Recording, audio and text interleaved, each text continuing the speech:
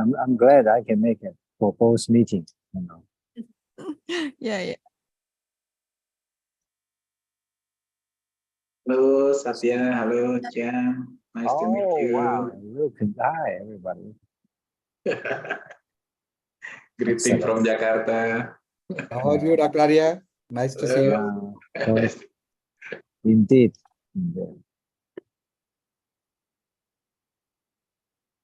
Hello, Satya. Thank you. Hi. Again. Good afternoon, Dr. Kuriko. Good afternoon. I noticed that you have similar presentation at the technology. That's little different. That's great. Yeah, that is an overall our setup. How we are. Yeah. So many rooms. Yeah. Oh, that's great. Thank you. Hello, Satya. Hi, Shintaro-san. How are you? Fine. How are you doing? Good. Oh, that's great to hear. We always too many meetings happening simultaneously. Thank you to be here during a busy schedule. No. It's our priority actually. This is our core team. We can't miss. From here, we learn nothing to organize other events.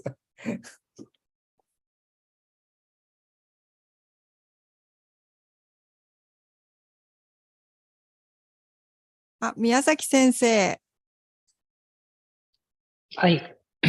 ありがとうございます。こちらこそすみません。今日はすいません。発表よろしくお願いします。はい、少しですけど。すいません、ちょっと風邪をひいちゃって、声がうまく出ないかもという。すいません。いえ。よろしくお願いします。よろしくお願いします。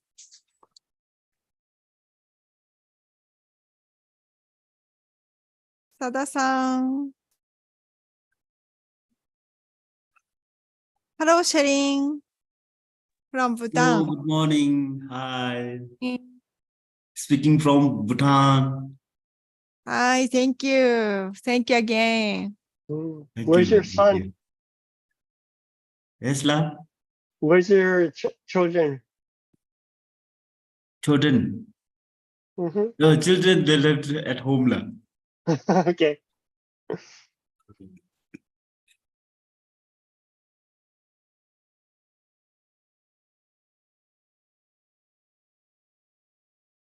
So session will start 2 minutes.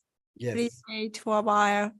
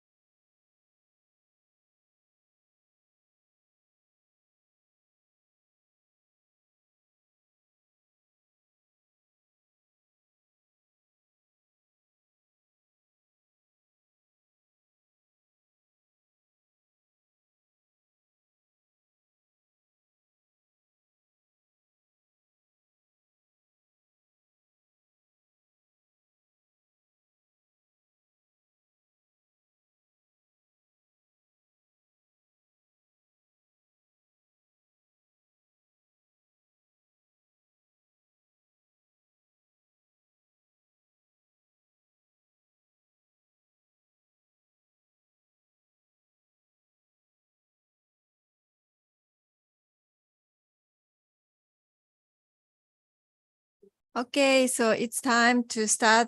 So hello everyone. This is Kuriko from Temudek, Kyushu University Hospital. And I'm very happy to start the engineering workshop at the 56th APAN. So previously, the engineer workshop focused for the session review for APAN medical sessions from chief engineers, but now it is focusing on the new project or other project and have the independently. Any problem? Do you have any problem? No. Okay. So for before the starting the session, I'd like to invite the introduction or greetings from the connecting member. First, so from Temudek, now we have 4 Indonesian engineer. So please say hello from you. Hello everyone, I'm Dwi from Indonesia and I'm still training in Temdek. Okay, thank you. Hello everyone, I'm Pogi. I'm from Dr. Muardi Hospital, Solo, Indonesia. Thank you. Nice to meet you all. Hello everyone, my name is Agung from Dental Faculty, University of Sumatera Utara, Medan, Indonesia. Thank you. Hello everyone, my name is Lukman. I'm from Karyadi General Hospital. Nice to see you all.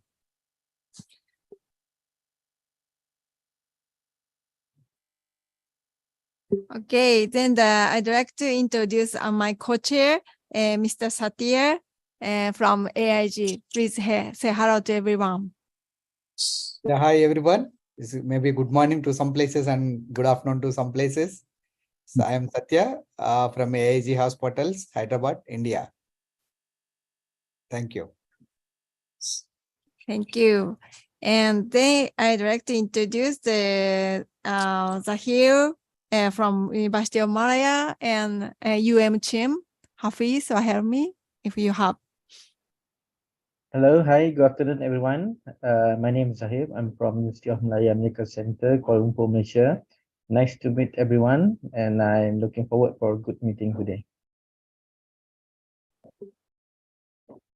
Okay, then the next is Mr. Tunggul from Brawijaya University, Malang, Indonesia.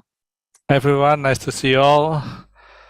My name is Tunggul Laksana. I'm from Indonesia, from Medical Faculty Universitas Brawijaya, Indonesia. Thank you. Nice to see you all. And next is Dr. Arya from University of Indonesia, Jakarta, Indonesia. Hello, good afternoon, everyone. Assalamualaikum warahmatullahi wabarakatuh. Peace be with all of us. So, my name is Arya Kekali. I'm from Universitas Indonesia in Jakarta. It's nice to meeting all you. Thank you. And next is Chiang-san from National Taiwan University and now in Singapore. Hi, hello everyone. So nice to see you all again. Looking forward to today's program. I'm so happy to join from Singapore. Thank you.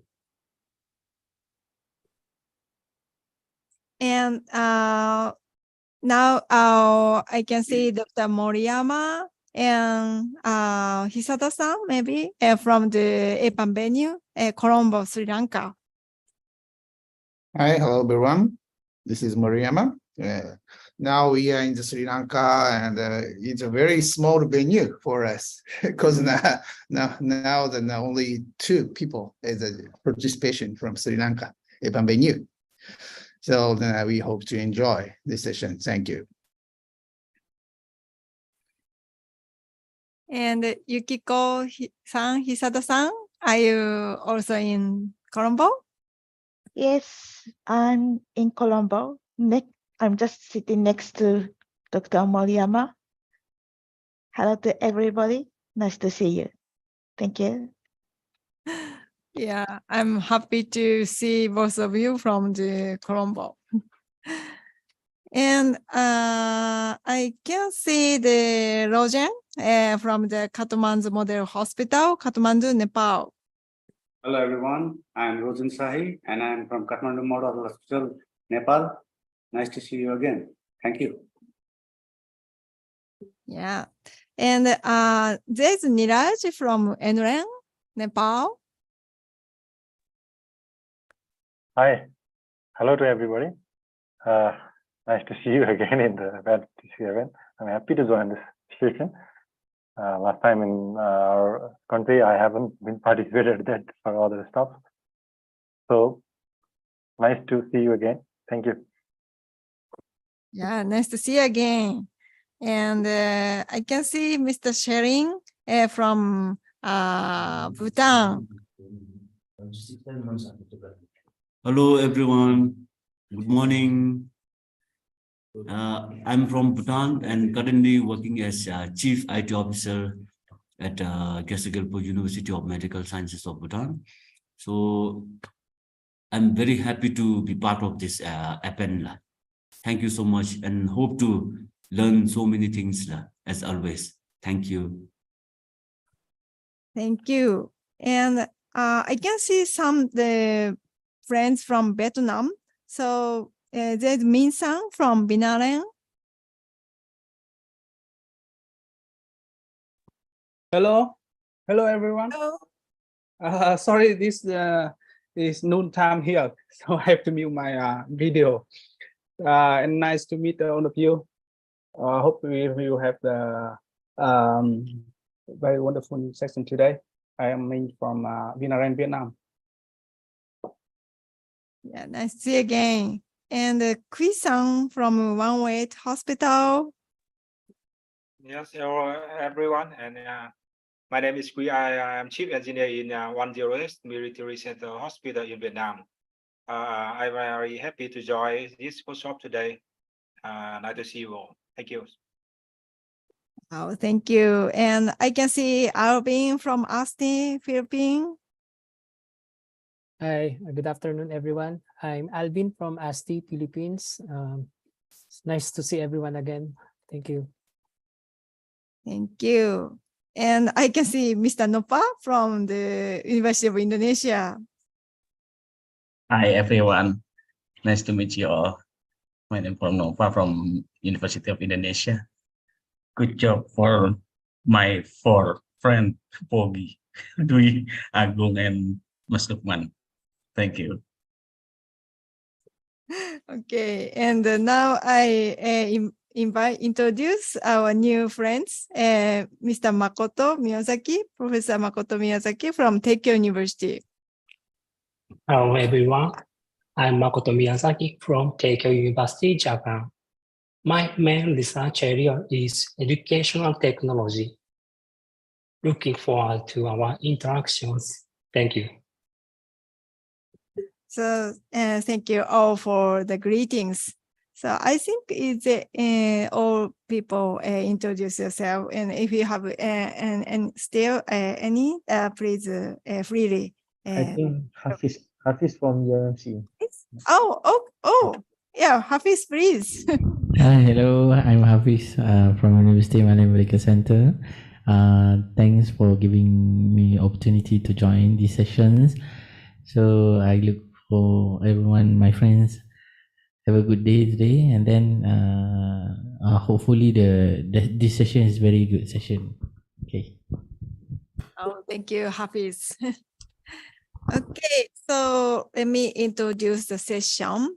This engineering workshop is focusing on the telemedicine training program.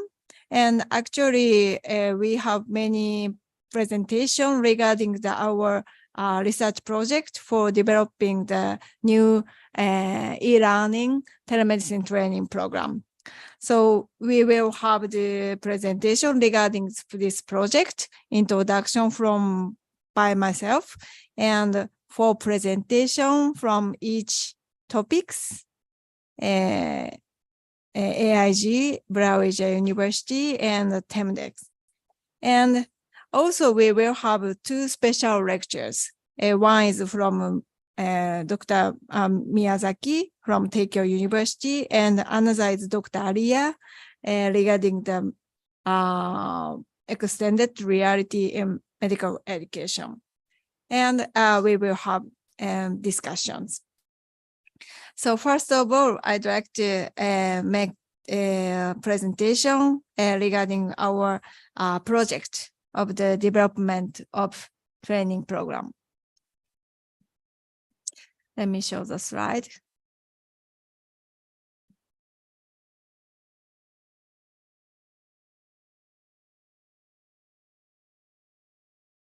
So as you already know, we are doing the international remote medical education. For example, the consultation, international case conference or consultation, or international lab demonstration. This is a photo of the recent international lab demonstration in the endoscopy congress and the 2022 and the 30-year AIG transmitted to the Kyoto venue. So, and we are doing for some the activity for training hospital engineer around the world. And there was 2 types of the training program. One is telemedicine engineering training, and we invite a variety of the engineer in the venue and have the 1 week training. Some of you are already joining and enjoy the training. And another is a trainer program, and we invite the engineer in Temdec and have the 1 month training. And they are basically on-site training and on-the-job training. But because of the COVID-19 pandemic and the advance of the information and the communication technology, it is raising needs for the e-learning, for the technical support of the telemedicine. And now we started to have the new project regarding the development of e-learning training program for the International Telemedicine Conference. And we have 4-year plan, and the main core members are some researchers and engineers from these universities. Kyushu and Teikyo University, University of Indonesia, University of Brawijaya, AIG, University of Malaya, and of course the APA LET members also joined as an evaluator. And this is our plan. So 2023 is this year. We just start this project and now in the step of preparation. And after that, next year, we will start for the creation, and we will create the contents. And after that, year of 2025, we implement the training program online and invite many trainees around the Asia and do some evaluation. So this is the image of e-learning program. So we will develop the e-learning program on Moodle, which is a standard system for e-learning. After signing in, we ask trainees for evaluation themselves. After that, we prepare training contents. And each training contents have the hands-on movie and quiz. And we will create 3 or 4 materials. Actually, we are planning to create a format for topics for the contents. And after that, the users evaluate by themselves again and can download the certificate. So this is a outline for the e-learning program. And after discussing the topic, we decided to create these 4 topics. So one is set up big venue for hybrid conference using audiovisual setup in the venue, which is led by Mr. Tungu, Brawijaya University. And number 2 is endoscopy live, a very simple setup for training, and led by Mr. Satya from AIG. And topic 1 and 2 is very standard in medical education. One is case conference and using the big venue, and another is a live demonstration. And we discussed and prepare a little bit future topic. So number 3 is 360 camera and head-mounted display, a live demonstration and streaming, led by Miss Yukiko Hisada, Temdek. And number 4 is metaverse, case conference, Mr. Shintaro Ueda from Temdek. So after that, I'd like to invite these 4 person in charge of the topics to introduce their plan.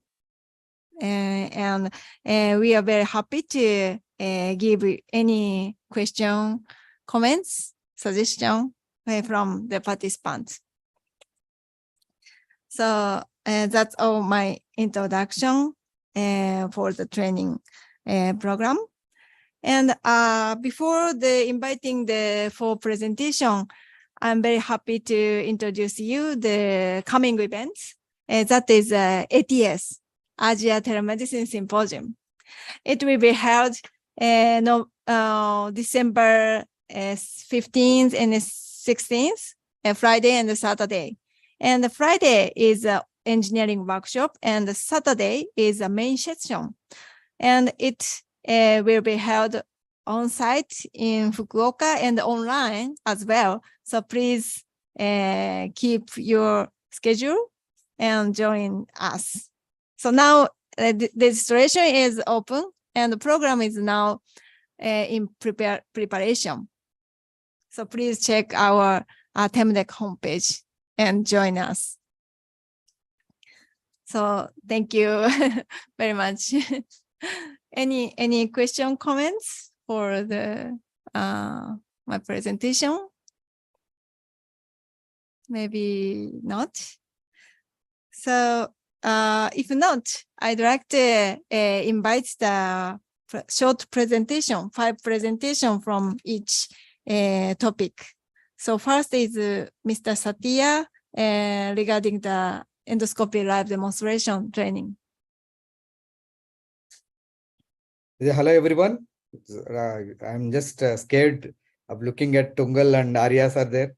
How to present this thing. I'll just share my presentation.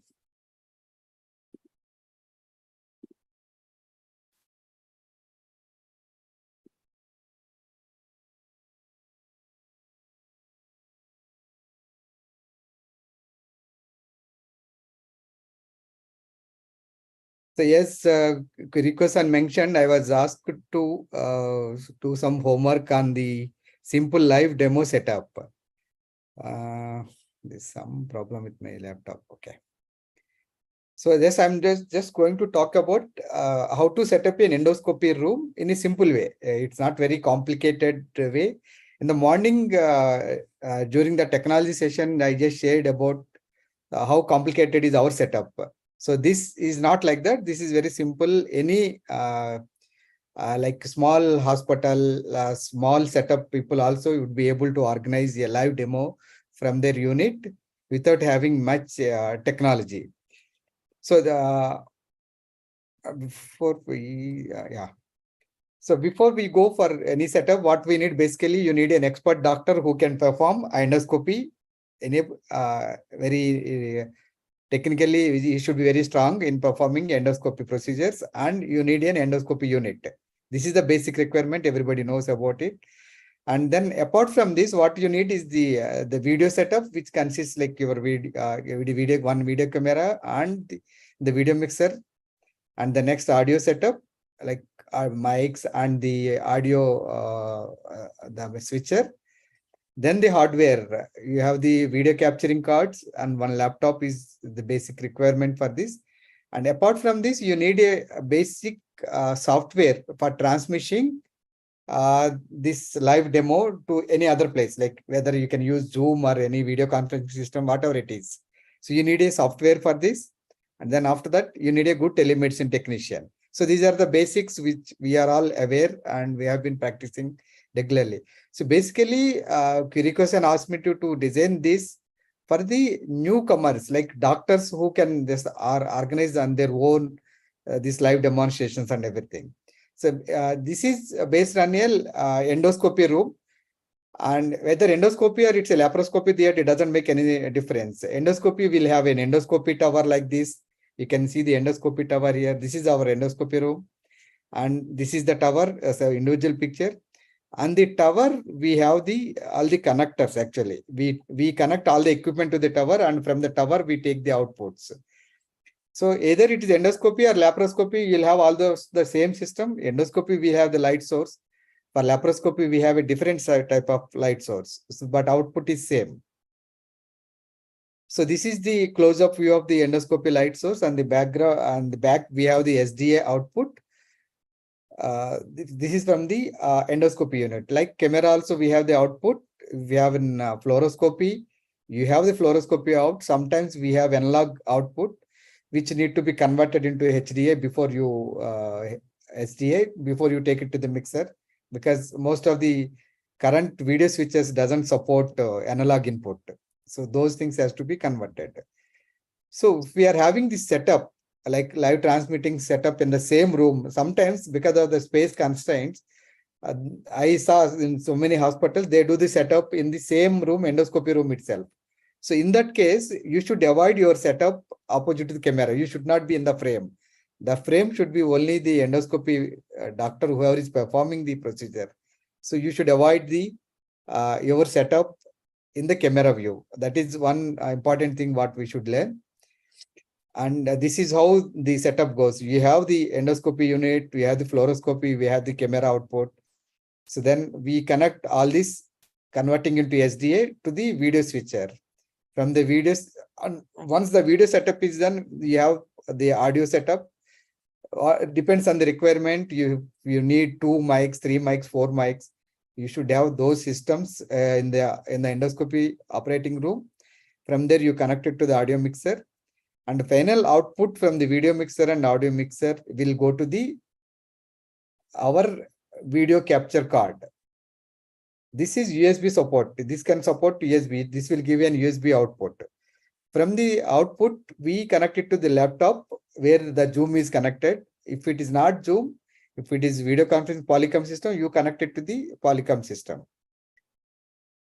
So from when you are getting the written video and audio also, like other side, whoever is there, so they can take the audio out to the speakers, whether they have individual speakers, they have inbuilt speakers. The audio system should be connected to the speakers first, and the video output to the projector. So this is very simple way. Any small institute people also can organize the setup. These are the basic things required for organizing the live setup. Once you have all this setup, so you have to check your video quality, whether you are able to transmit a good quality video or not.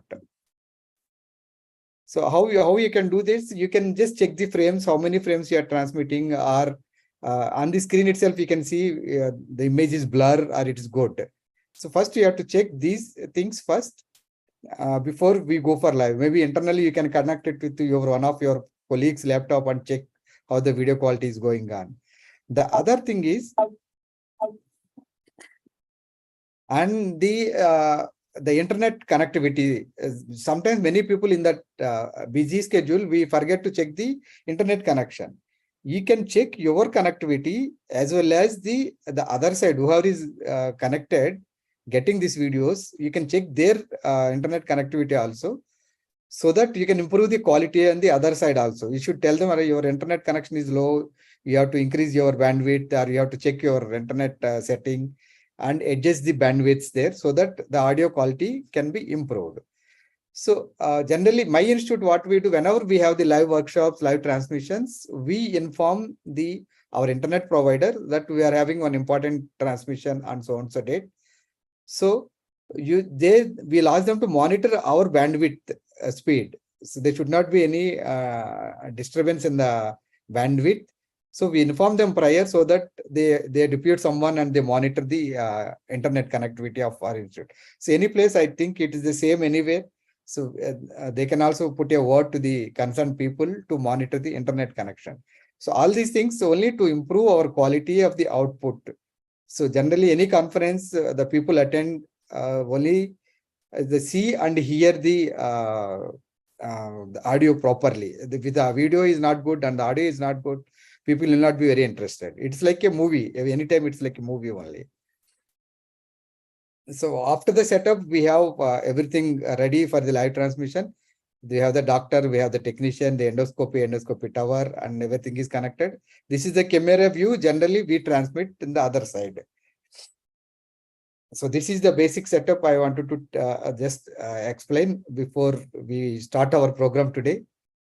So any questions, then I'll just take it up. Thank you so much. Thank you, Satya. So you introduced the basic equipment diagram for the live demonstration and the importance of checking quality internet. Yeah. So any question or suggestion?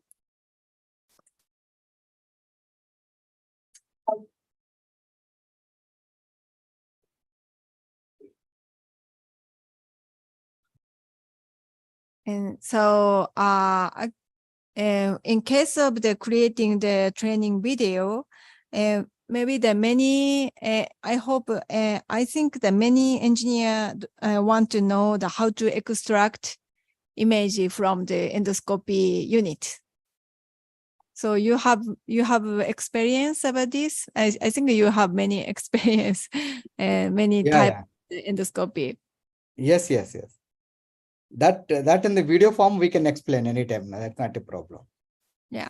Yeah, I hope so. Any question, comments? Okay. So thank you, Satya, for a nice presentation. Please give a big hands to him. Okay, then let's go to the second topic. That is a hybrid setup at big venue from the Tungu Laksono.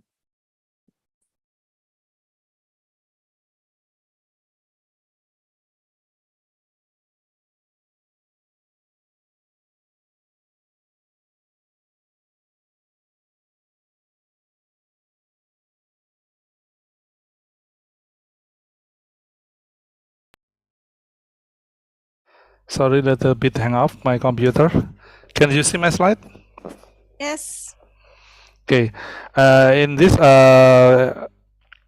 presentation, I will give some aim that will be provided by the training program that we will be set up a hybrid setup in a big venue for every engineers, and then every engineer can provide the good video conferencing system in the big venue in their own site.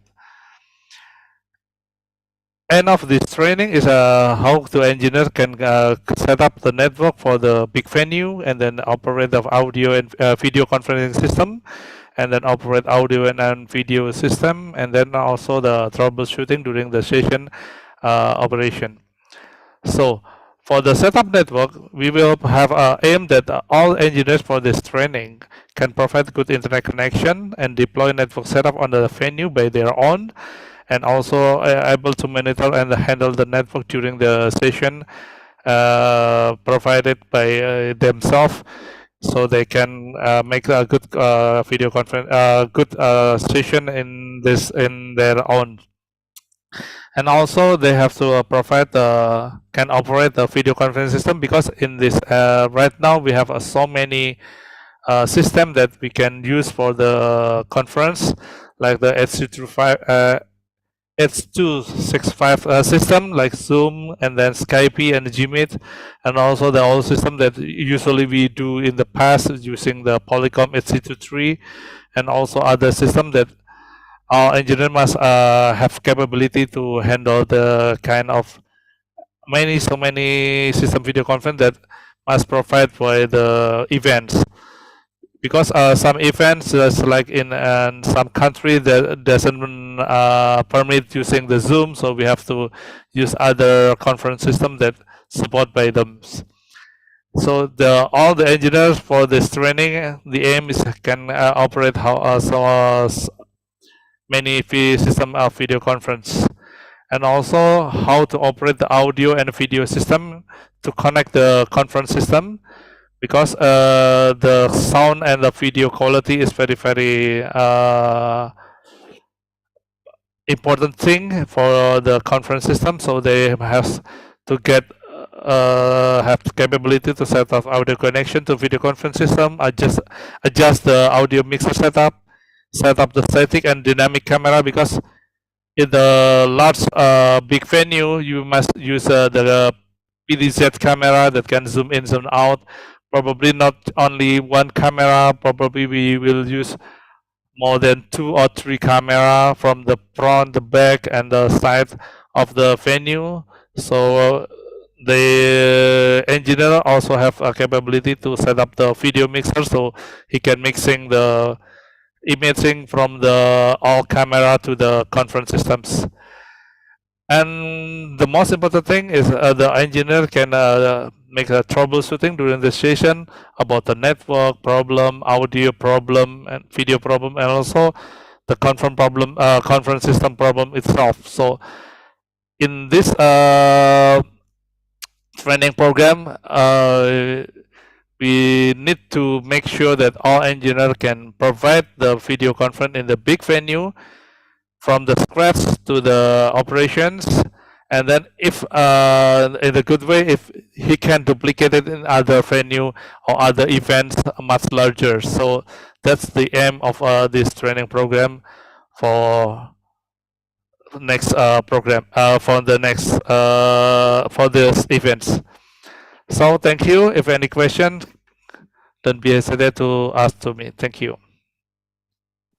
Thank you very much. Nice presentation. Any question or comments from anyone? Yes, Satya.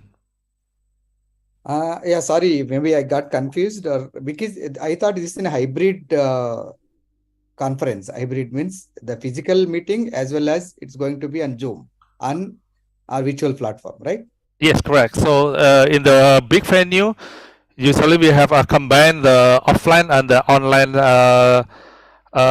system. So all the audience in the offline and the online is get the same feel, so the same thought about the meeting.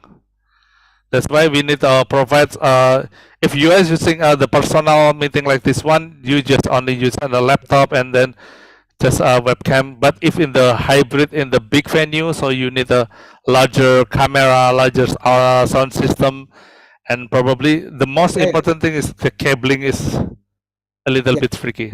That I got the point. Now, what I meant to say is for the trainees, to make them understand how the hybrid connectivity will be given for the virtual people. It's a little complex thing. It's not very simple. It has to be, I feel it has to be more detailed way. It has to be presented. Yes. In this, Kuriko say that in this session you must only the outline, not the detailed ones. So I just make the outline for this PowerPoint. Okay, okay. Thank you. I also have another question. So Yes. yeah, in case of the hybrid setup, maybe you can introduce setup from scratch, but there's some case, there's some existing audio visual rack in the venue. So is it possible for you to explain the connecting the existing rack to the online conference? For now? No, but in the future. Yeah, for sure about that. So that's why I make in my presentation that all engineers must have capability to connecting the audio and the video and also the conference system. So we will set up the topic from the scratch until it will be deployed in the hybrid system. Great. Yeah, thank you very much. Any question, comments? Yeah, please. Okay, Mas Tonggol, I want to Yes. ask. So one engineer must have know about network and audio video. One person do it all. Yeah, for that is the knowledge that all engineer must have must know about the hybrid configuration system. Even if they can do it not by themselves, but they can do by one team. But in this training program, all material has been have to log in by one person, one engineers to provide the training program. So he has to sign in the Moodle, and then he learn about the conference system, how learn about the audio, video, and then take examination. If he pass all of this training, he will get the certification. This training program is about the certification to provide the engineer can handle the hybrid teleconference system in the big venue like that one. So in this case, one engineer has to know about everything.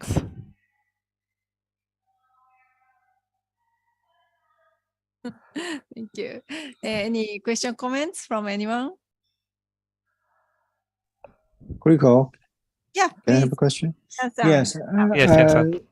I don't know whether you have met this question problem before, because sometimes we will invite a medical doctor to join from his own site, maybe even from his hospital.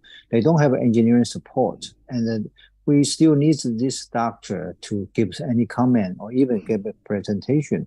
And we notice sometimes individual user, their audio always a big problem. Because the song, you can hear the song, but the sound quality is terrible. Sometimes it's very hard to improve it. For instance, like a microphone, I don't know. Do you have any suggestion for all the expertise, our friends here? Yeah. Any microphone do you suggest for our end user without engineering support, which means their audio they have to on their own? Okay, that's my question. Yes, thank you so much for the question. So in this case, in Indonesia, thanks to the COVID, actually, with the pandemic era, all the doctor, all the student right now has have capability to do the video conference system by the personnel, but the sound is very tricky situation for the all doctor or admin. So if we have the hybrid system in our faculty, in our institution, we usually ask the doctor to get the on headset, not only using the microphone from on the laptop. So we suggest that they using the headset that already have a microphone and the headphone on the set. So it's make the sound quality much better rather than using the laptop or using the handphone, microphone, and the speaker all, that provided by on laptop. So for in this case, and if we have a hybrid in the big venue, if the presenter is from their home side, we usually suggest them using the headset, the good headset for the presentation, not using the laptop microphone. So that's why we can minimize problem for the audio from the presenters. Usually we do that. Thank you very much. Satya-san, do you want to say something? Yeah, I have a small comment on the same question. The other way is, if the doctors generally, as you said, the audio quality sometimes it is very tricky, and if the bandwidth is not good, sometimes they connect the mobile data. So the other solution is generally in big conferences, we'll have a multi-channel audio mixer. So wherever you are taking that Zoom audio, that levels can be adjusted before you start the conference. That has to be checked. Then it works. We also used to have these problems, but we keep a separate audio switcher for this, and we make all the setups. It's entirely different for the conference venue and the other Zoom connectivities. So if I have 4 or 5 people connecting on the Zoom, I just give it in a different switcher. I use different switcher. So I can control the audio also. If they don't mute also, I can mute here. I can switch on and I can switch off. And I give the final output to the main switcher. After I make adjustments, the audio should be clear to the audience. So you make some Zoom also connections, not only one Zoom. Yeah, the 4 or 5 people are joining in the Zoom. Then I just keep a separate system for that. Small switcher. Yeah, nice idea. Thank you. Yeah. Oh, thank you. I can see the chat from Gunjan. Gunjan, is there? We need to have idea of my converts, maybe custom made.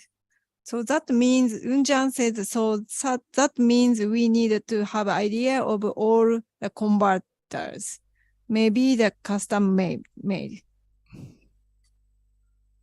Yeah, I think so. Okay, so thank you very much for your nice presentation from Tungu. Thank you. So please give him for big hands. Thank you. And next is 360-degree streaming, Hisada-san. Yes, thank you, Kriko. Today, I do not only talk details, I don't even talk about outline. I will focus to camera placement according to what should be projected.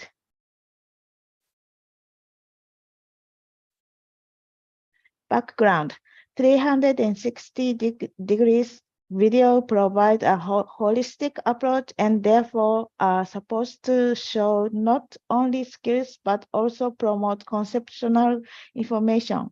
Also, is not only effective for demonstration but also for residence learning. The immersion and interactivity increase learners' motivation and understanding. The major add-ons of 360 degrees video is immersion. We had endoscopy live demonstration at the beginning of this year, and our streaming is still on YouTube. This is simple diagram, 360 degrees camera, endoscope, and web camera. 3 cameras images were put into one laptop. By using OBS, picture-in-picture image was made and streamed to YouTube. Okay.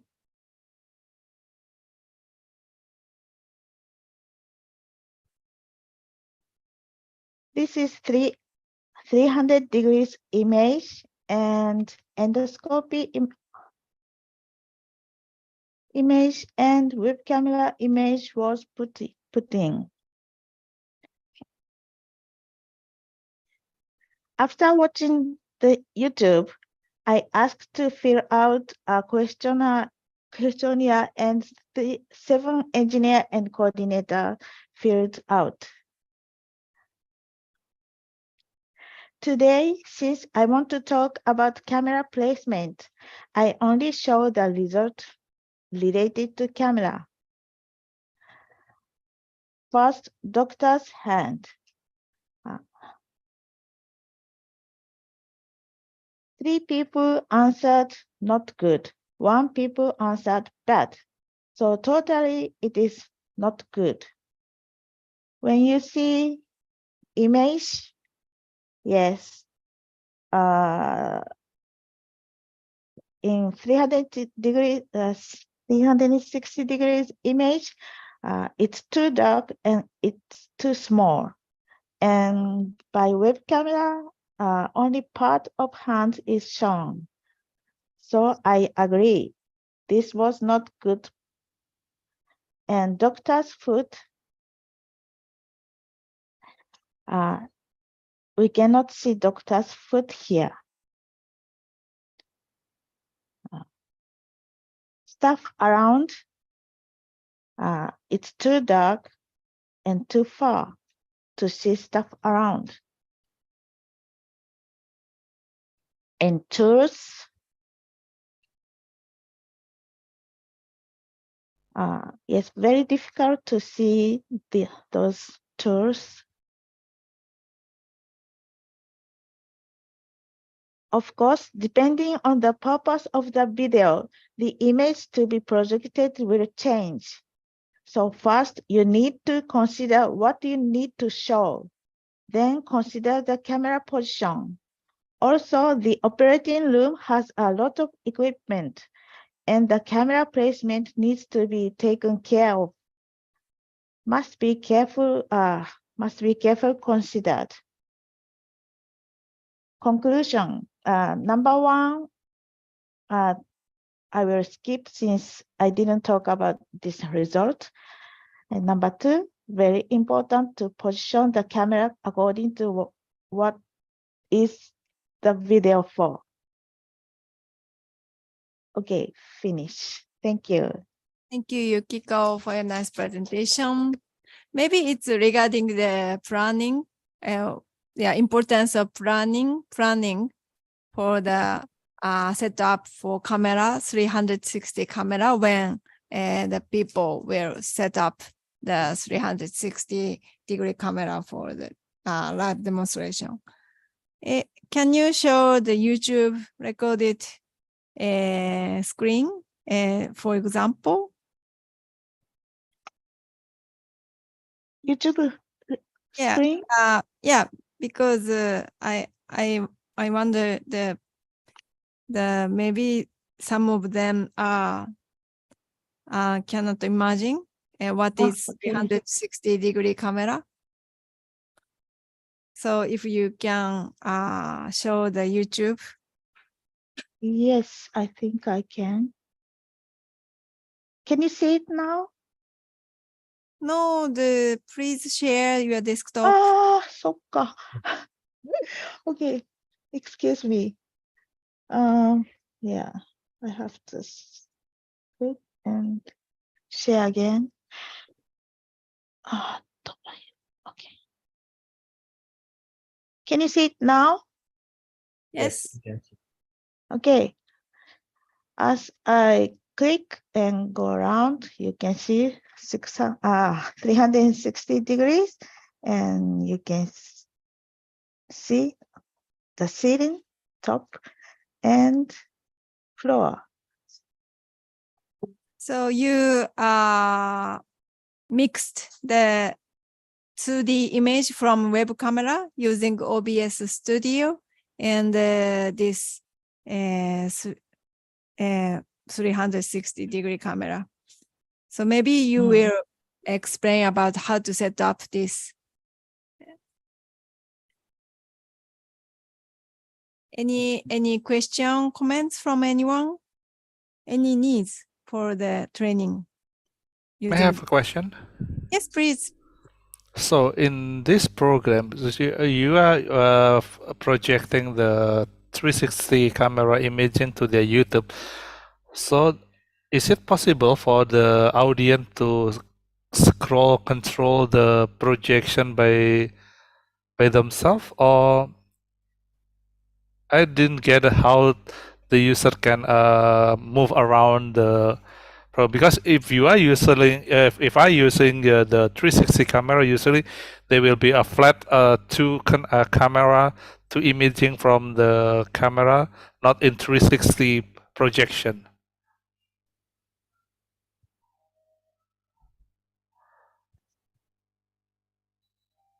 Yes. You can handle, and as you move your cursor, you can change the direction you are looking. I will send the URL of this YouTube, and maybe you can try. Okay, let me and try. see. Yeah. So in the YouTube setting, when uploading the images from 360 camera to YouTube uploading, we can select the 360-degree camera check. Then automatically it was shown, right? Yes.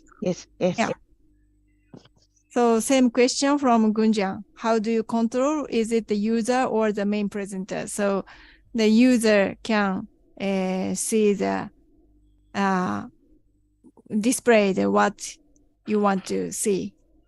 And the video that in the curve screen over there is you stitching using the OBS to make it in the,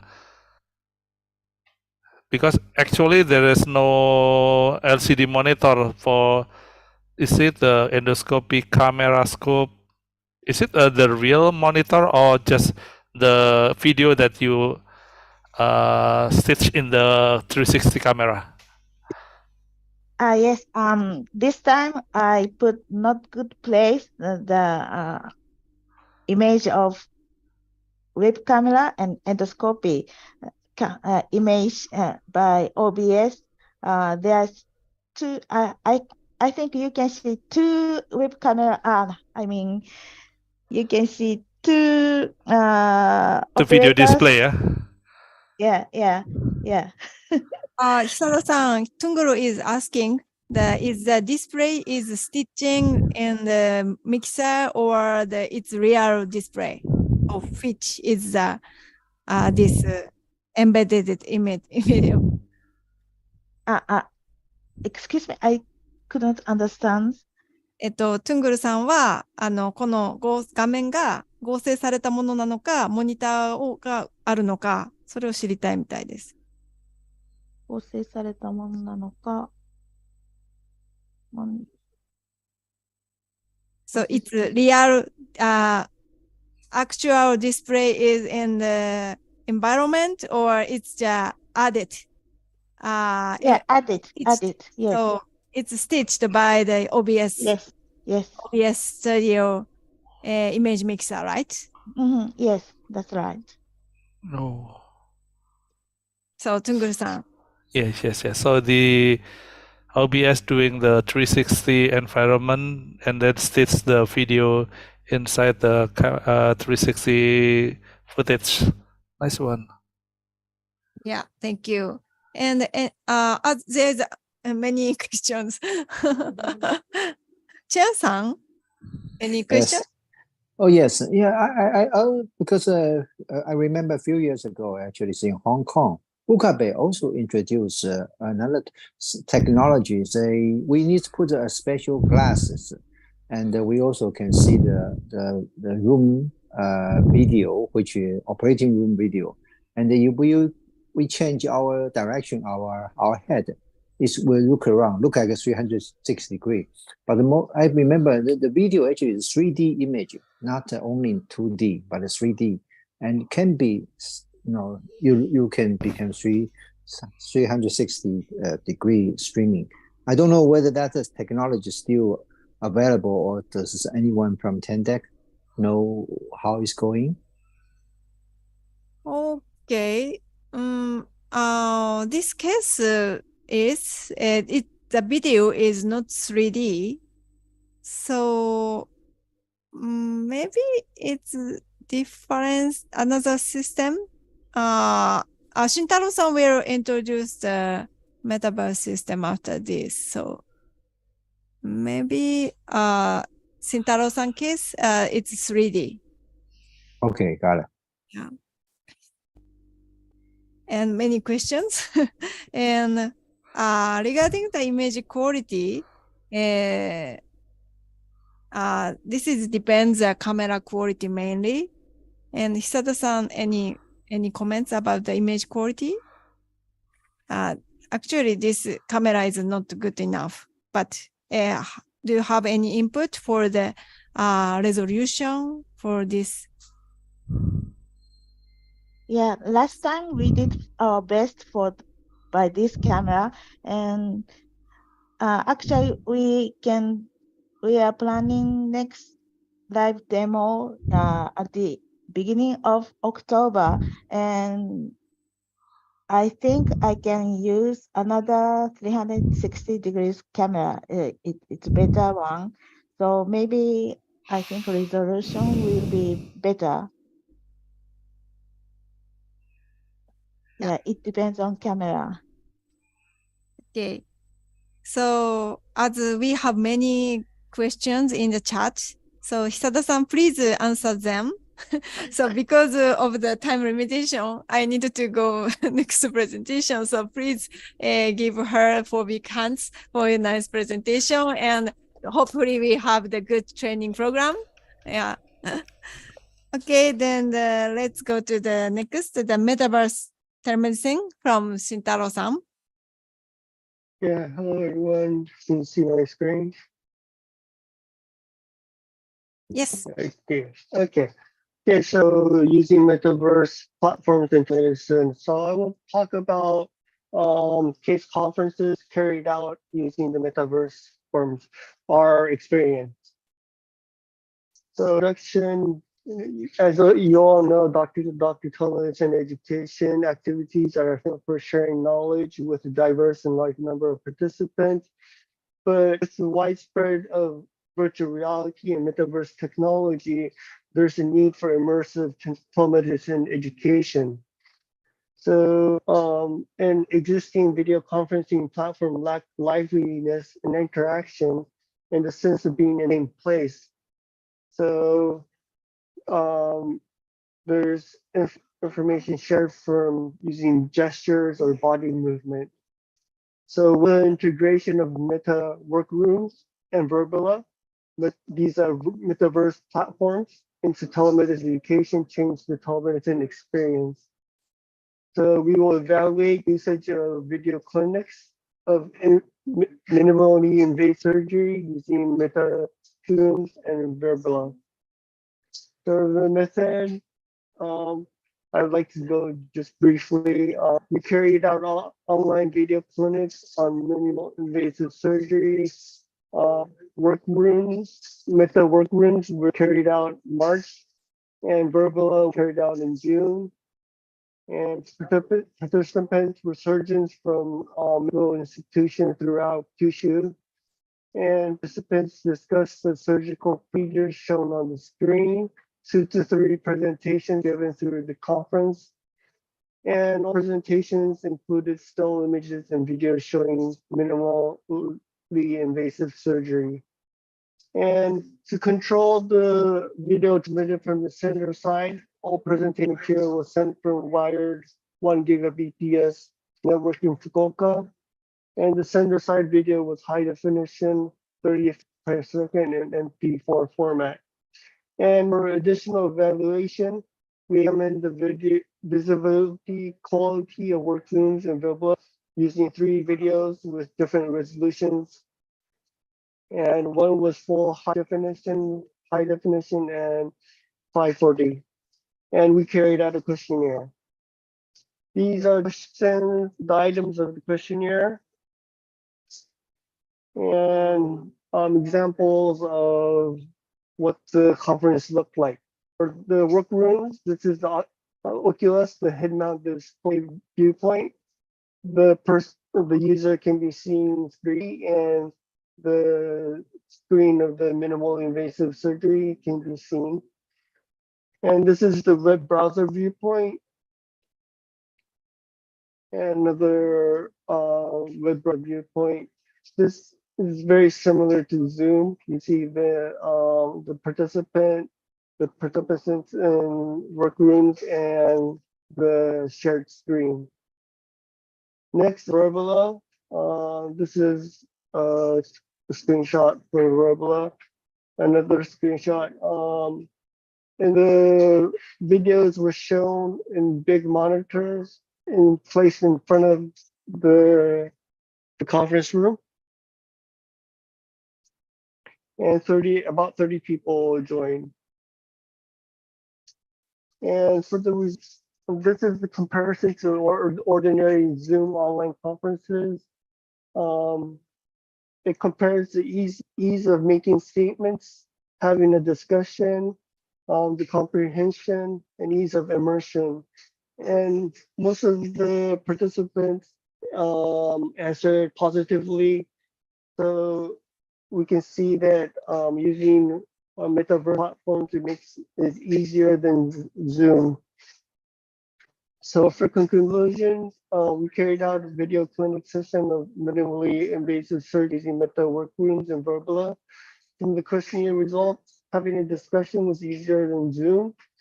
But for workrooms, the stability of educational purposes was poor since the image quality, sharpness, and video motion was poor.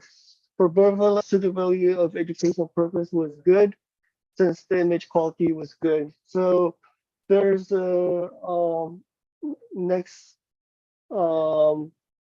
stage we have to clear. Improving image quality is the key to utilizing the metaverse system, which has advantages in interaction with conventional video conference for telemedicine education. Thank you for your attention. Thank you, Ueda-san. Nice presentation.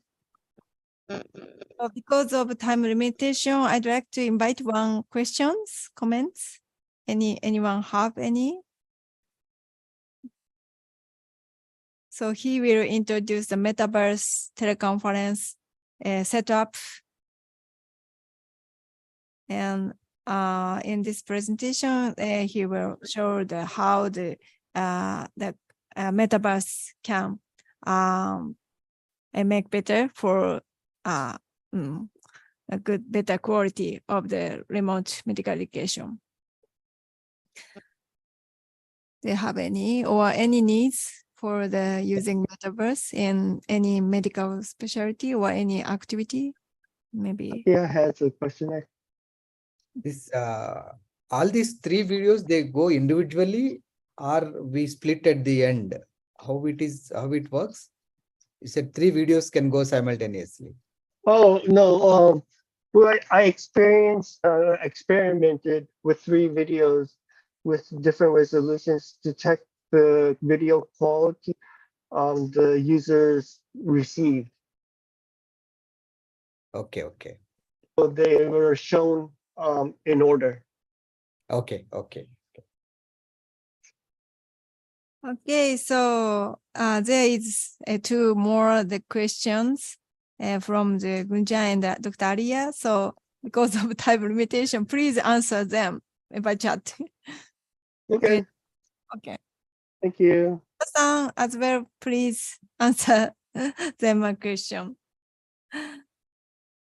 Okay, so thank you very much for a nice presentation. Ueda-san, please give him for the big hand.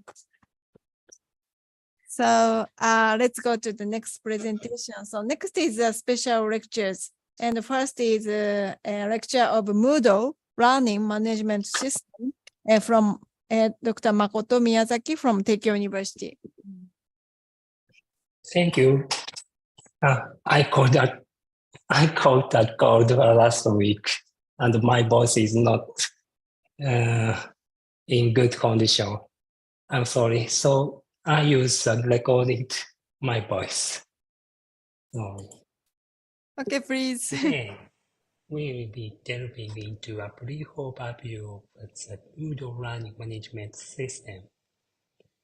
We will touch upon its origin, the core features it provides, and how it's commonly utilized by educators.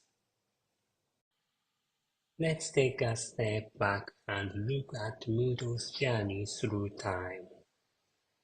In 2002, Martin Dagliamas introduced the world to Moodle at Curtin University in Australia. The commitment to open source collaboration soon resonated with educational institutions around the world and became a driving force behind the rise in popularity. Today, Moodle has more than 379 million users in 239 countries and is constantly being improved to enhance the user experience. Moodle is an open source learning management system, LMS, that's been around for some time now. It provides a platform for educators to create online courses. Within Moodle, there are features to manage course content, keep track of student progress, and promote communication between teachers and learners. Moodle comes with a straightforward interface, a selection of themes for course design, and tools for performance analysis. It is designed to meet a variety of educational needs. It also integrates a range of plugins to extend its functionality. A wide range of features are available, but as with any tool, Moodle's effectiveness depends largely on how educators utilize its functionality. Moodle as a platform offers several distinct characteristics. First, its open source nature means that it's accessible without license fees, allowing institutions to make modifications as needed. Secondly, its versatility allows it to be employed across diverse educational contexts, from schools to corporate training environment. Lastly, Moodle has been used in various settings for delivering online education, emphasizing training courses and online assessment. However, it is essential to assess whether the needs of each institution are met. Let's briefly explore the functionalities of Moodle from an educator's perspective. When it comes to e-learning implementation, Moodle provides educators with a range of tools. This includes the ability to incorporate multimedia elements, craft interactive quizzes, and design meaningful assignments to engage learners. Furthermore, the presence of Moodle's mobile applications breaks geographical and time constraints, enabling learners to dive into their course materials wherever and whenever it suits them. This shows that digital learning tools are adapting to the evolving needs and lifestyle of today's learners. Now I would like to look at course materials of Moodle. Moodle's platform emphasizes making educational content accessible. For instance, it offers basic file sharing capabilities. This allows educators to upload a range of course materials, from lecture slides to audio recordings, and students have everything they need at their fingertips. Additionally, beyond just file, text content such as course instructions or announcements can be added. I think in keeping students aligned with course expectations, the platform can also include text, video, and even embedded video such as YouTube to meet the diverse learning needs of a wider pool of learner resources. Moreover, for those acquainted with e-learning standards, Moodle provides compatibility with SCORM, facilitating the integration of interactive content like quizzes or simulations. It's worth nothing that, while SCORM enhances course interactivity, its use is entirely dependent on the course's objectives and the educator's discretion. In learning assessment, Moodle offers several features that educators find useful. One such feature is the quiz activity. This provides a means of measuring students' understanding of a number of topics.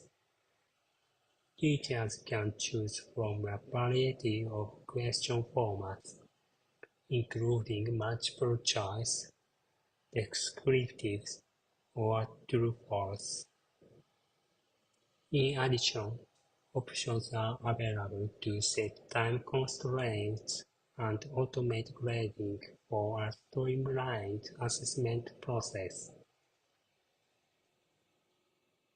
Then there's the assignment activity, a feature enabling educators to assign specific tasks, complete with thorough instructions and set deadlines. Students have the convenience to submit their outputs directly on the platform. At the same time, educators can then assess and extend feedback, promoting a more structured and efficient assessment mechanism. Next, let me talk about instructional design. By combining model features, you can create a system that allows students to learn independently. For example, consider the DOT model, a very basic instruction design model. The DOT model stands for Test, Operate, Test, Exit. It's a cognitive framework often used to explain the process of problem solving and decision making. To break it down, first, there is test. This is where you identify and evaluate the problem or goal. Then operate. Based on the result of your test, you take actions or operations to resolve the issue or get closer to your goal. After that, you test again, re-evaluating to see if the desired outcomes has been achieved. after the operation. Finally, exit. If you've reached the goal or the desired state, the process ends here. But if not, you go back to operation step and continue until the goal is achieved. It's this cycle of testing and operating that guides problem solving step by step. Within the taught model framework, let's visualize how Moodle's features might align. In this slide, we can see graphical representation of the taught model. For the test phase, functionalities like quiz and assignments from Moodle are mapped. As for the operate phase, we see features such as a file, text, and media video being associated. This offers a perspective on how Moodle tools can be integrated within the taught model structure. In this figure, we observe two taught model diagrams. The exit phase of the first taught model links to the subsequent taught model. The first diagram represents the contents of section 1, while the second embodies section 2. The idea here is to introduce a sequence control that is possible in Moodle. There, prerequisites can be set, such as the success of section 1 before proceeding to section 2. This approach can help ensure that students grasp foundational concepts prior to delving into more intricate subject matter. To help students learn effectively, Moodle provides the option to set access restrictions. Such controls help educators guide when and how students can view certain materials. One practical use is to require prerequisites such as a completion of a quiz before additional content can be unlocked. This is the case with the two taught models mentioned earlier.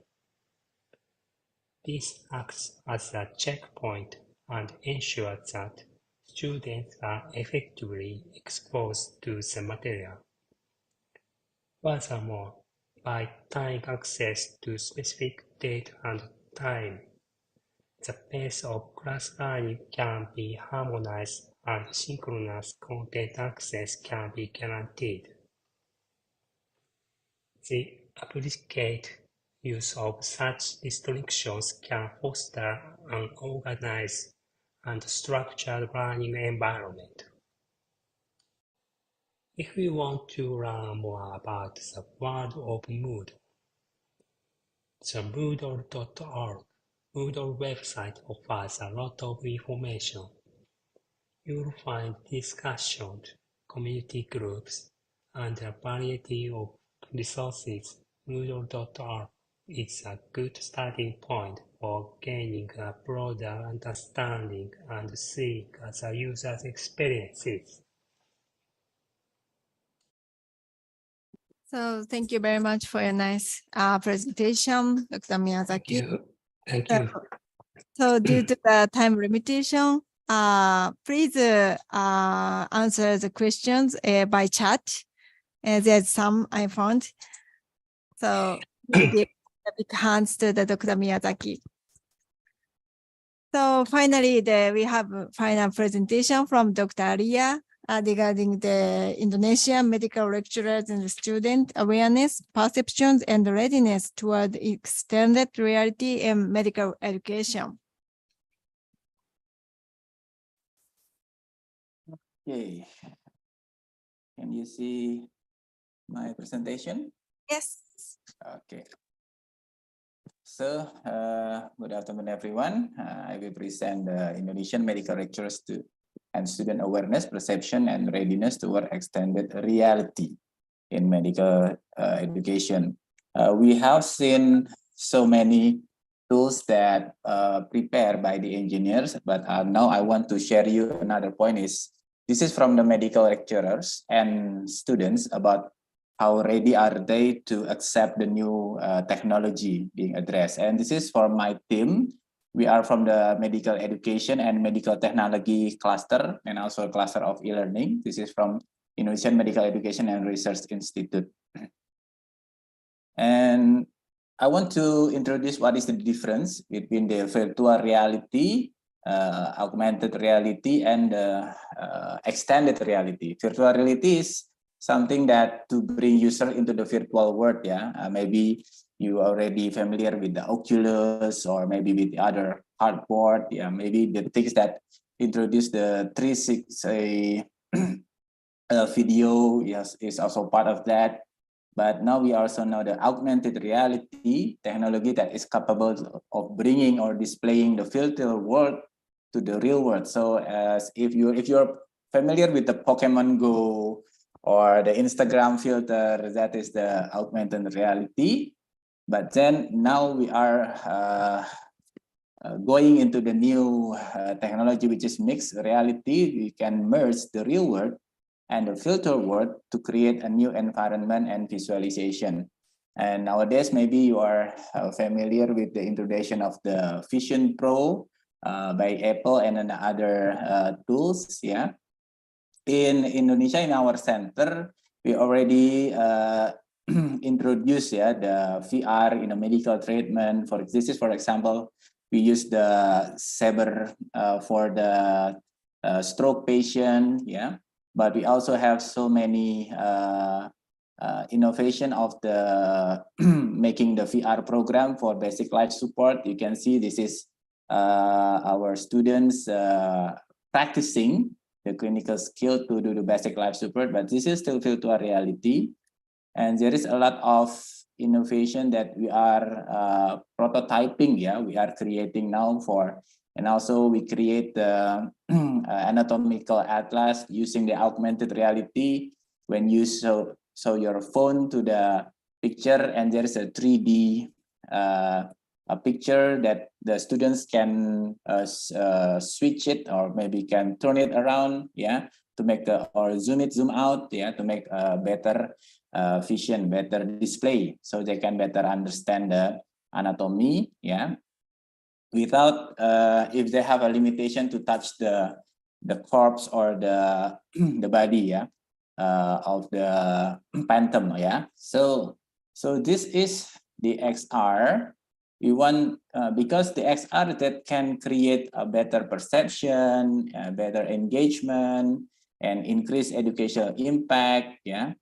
But then we want to know, because this is a very potential, we want to know what is the awareness, perception, and readiness in the eye, in the perspective of medical students and medical lecturers. That's why we conduct a cross-sectional study to 100 institutions, yeah, and we distribute the questionnaires. Of course, it's already validated, and we want to present this. In the end, we finally collected 240 undergraduate medical students, which is they are not yet a doctor, but we also collect from the 96 postgraduates. This is trained to be a specialist, and also 73 lecturers. And the result is most of them already aware about the VR. Yeah, VR is the most technology that they are aware, but still a minority aware about the augmented reality or maybe mixed reality. And then only a few that already experienced even the VR, yeah, only less than 29 or 30%, yeah. But you can see here that even undergraduate, postgraduate, and lecturer, they already have 30% of them already use the virtual reality.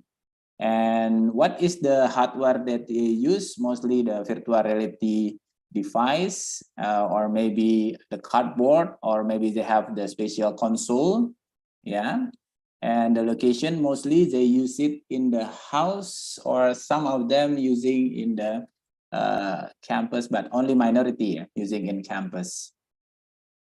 So we asked about what is the potential topic that they are interested in to learn using AR, VR, the basic medical science like anatomy, the clinical knowledge, the clinical skills, and also the medical emergency like CPR, yeah, because they need to know the knowledge, yeah, previously before they use the phantom, or maybe before they practice it in the real clinical setting. Yeah, and they want to use the XR in a many form, but mostly want to use it in the form of software and also in the video format. Yeah, and this is the medical student perceptions. Mostly, majority they think the XR technology is needed in medical education and very interested using extended reality in a medical training or laboratory skill training. Yeah, and majority feel ready to use VR in a medical education, and they think that it will improve the medical knowledge. But yeah, you can see that they can operate XR device easily. The percentage is decreasing, and some of them also worried about the side effect, which is sometimes they feel headache or migraine after using that. Yeah, and half of them consider that they are ready to use it in a medical education. What about in the lecturer? In the lecturer is quite the same. Yeah, you can see here the lighter and the dark violet here. It means that undergraduate and postgraduate doesn't have any difference. But in the perspective of medical lecturer, they also have the majority of them think that it is needed. They are interested to train to use this, beneficial, but still worry about the side effect, negative impact of teaching activities, and 40% consider that medical education is ready. So the limitation is in our survey, we do not discuss any technical preparation for virtual reality, and we do not discuss about how expensive it is. Okay, this is only a cross-sectional method, but we suggest because majority is already ready to use that, we need to prepare the internet availability, and also to explore the potential factors that we can affect the perceptions. Yeah, because some of them still consider that they need training. Yeah, but it will be a good chance because there is an increase in Indonesia to there is an increased need in Indonesia to accelerate the medical education or to increase more medical doctors, because we have a lot of people here in Indonesia, but not well distributed. Yeah, so this kind of education is a very potential, yeah, for future. So the conclusion is majority of medical students and lecturers are aware and saw positive perceptions toward XR. And I believe it's not also in Indonesia, but also in a country in Southeast Asia, conditions is probably the same, but some side effect maybe put a small concern in implementation. And the next question is, how ready are we the engineers to apply this technology to medical lecturer and students? That's why we need to prepare to implement VR and XR in medical education and medical treatment, because the future is now. Thank you, everyone, and I'm open to your question. Thank you, Dr. Arya, for your wonderful presentation. very interesting and awareness of the Indonesian students and lecturers for the Excel, and also implementation is a hurdle. So I think that our creating the e-learning system can meet this demand. So any question, comments, suggestion from anyone? It's okay to question to the Professor Dr. Miyazaki as well. Yes, Professor Miyazaki, can I question? Yes, please, Chan-san. Yes, for the Moodle, because it's open source, for instance, if in your university, you got to hire some software engineer to maintain this system, how many engineers you hire? Because I heard that in some country or some places, their engineering sometimes they replace very often. So sometimes make the system very stable, become very difficult. So what's just your opinion? Thank you. Okay, thank you for your question. Unfortunately, my university selected some products LMS, not Moodle.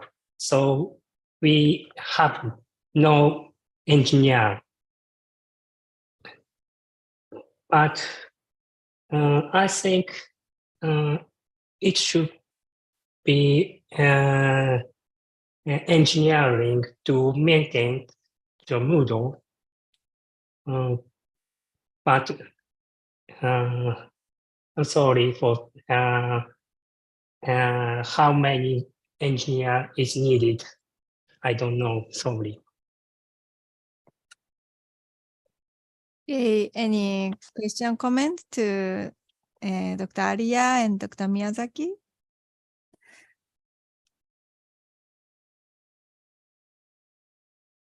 So I was surprised at Dr. Arya's presentation for the implement of Excel training program. So do you have any team for creating, or all of them are created with company, collaborating with company? Yes, we are collaborating with the AR developer in Indonesia because we do not have our own programmers in the faculty. Of course, we need to collaborate. Thank you. So you have the company in Indonesia. Yeah, that's great. Any question, comments from anyone? Okay, so thank you, Dr. Arya, for your nice presentation. Please give him for the big hands. Nice presentation. So since running time, so I'd like to close this session. So in the closing, can we have the closing remarks from Mr. Shintaro from Temdec? Okay, first of all, thank you everyone for presenting and for participating. We had a very nice session, fruitful discussion, and we had an introduction from Kuriko about her e-learning telemedicine education project, and our speakers talking about the content that they would create. And we had a discussion on each topic. And we had two special lectures from one from Professor Miyazaki about the Moodle, very informative. And another presentation from Dr. Arya about the extended reality in the medical education. And nice to hear about that. So once thank you again, and let's have a big round of applause for all the participants and presenters. Thank you. I will see you again. Thank you. Bye bye. Thank you, everyone. Bye-bye. Nice one. Thank you. Bye-bye. Thanks, everyone. Bye, everyone. Bye-bye, everyone. Bye-bye. Thank you. Thank you.